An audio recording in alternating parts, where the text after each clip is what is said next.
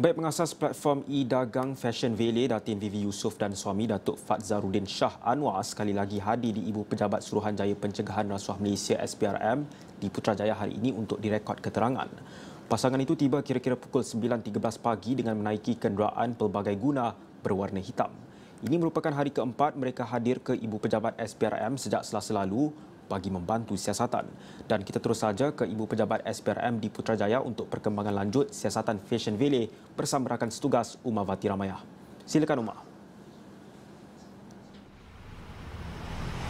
Terima kasih Farhan di studio, dan hari ini dan sebentar tadi seperti yang Farhan maklumkan di mana Datin Viva Yusof dan suaminya Datuk Fadzarudin Shah tiba kira-kira pukul 9.13 pagi tadi di Ibu Pejabat Suruhanjaya Pencegahan Rasuah Malaysia untuk direkodkan keterangan, dan ketika ini saya berada di hadapan Ibu Pejabat SPRM sejak pukul 9 pagi tadi, dan hari ini seperti yang Farhan maklumkan, hari ini memasuki hari keempat di mana proses merakam keterangan dimulakan pada hari Selasa, dan setakat ini info yang diperolehi daripada sumber-sumber yang boleh dipercayai di mana pasangan itu setakat ini tidak direman, sebaliknya hanya memberi keterangan mengikut Seksyen 18 Akta SPRM 2009, dan hari ini yang menemani beliau kedua pasangan itu untuk memberi keterangan adalah peguam pasangan itu iaitu Sharvin Raj Selvakumar. Dan setakat ini para media masih lagi berkampung di sini, sebenarnya berkampung di sebelah kanan saya, cuma kamera tak dapat pankan ke situ sebab agak jauh.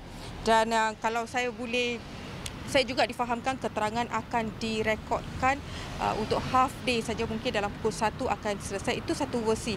Dan versi lain pula mengatakan bahawa keterangan akan direkodkan sampai selesai dan tidak ada istilah half day. Dan itu apa yang saya boleh kongsikan perkembangan setakat ini, dan kalau saya boleh recapkan apa yang berlaku sebelum ini dalam kalau bahasa yang lebih mudah.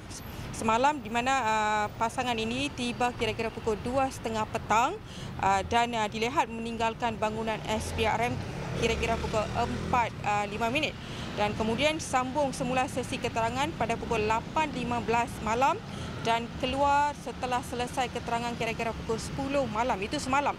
Dan kalau saya boleh recap sikit kenapa siasatan ke atas pasangan ini dimulakan, di mana siasatan melibatkan pasangan ini melibatkan tempoh 2018 sehingga 2023, di mana ia melibatkan kerugian pelaburan khazanah dan PNB berjumlah 43.9 juta, dan ia adalah susulan pendanaan Kementerian Kewangan minggu lalu, di mana beliau Kementerian Kewangan melaporkan khazanah dan PNB hanya memperoleh 3.1 juta hasil penjualan saham dalam Fashion Valet pada 2023, itu tahun lepas, dan jumlah itu diperoleh berbanding dengan pelaburan yang dimasukkan ataupun dilaburkan iaitu berjumlah 47 juta ringgit yang dibuat oleh khazanah dan PNB pada tahun 2008.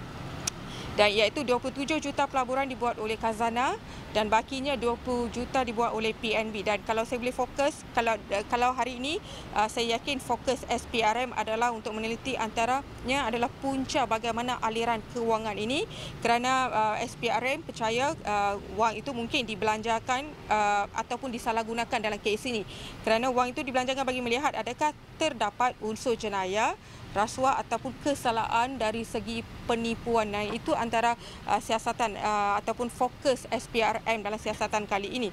Dan saya juga difahamkan semakan bahagian siasatan forensic accounting masih lagi diteruskan, di mana kalau kita tahu SPRM sebelum ini merampas kira-kira 60 kotak dokumen yang terdiri daripada khazanah, pelbagai dokumen daripada Fashion Valet sendiri, khazanah dan juga PNB untuk membantu siasatan. Dan setakat ini 9 individu termasuk beberapa pegawai dari Kementerian Kewangan dan juga selain pasangan ini sudah dipanggil untuk diberi keterangan. Dan selain itu kalau kita tengok SPRM juga menyita 11 beg tangan dan juga seutas jam tangan yang bernilai lebih daripada 200,000.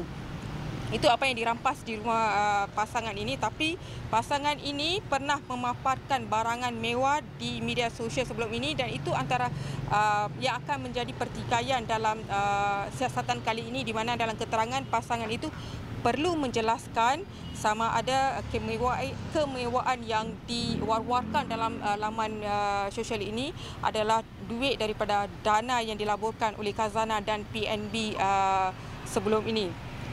Dan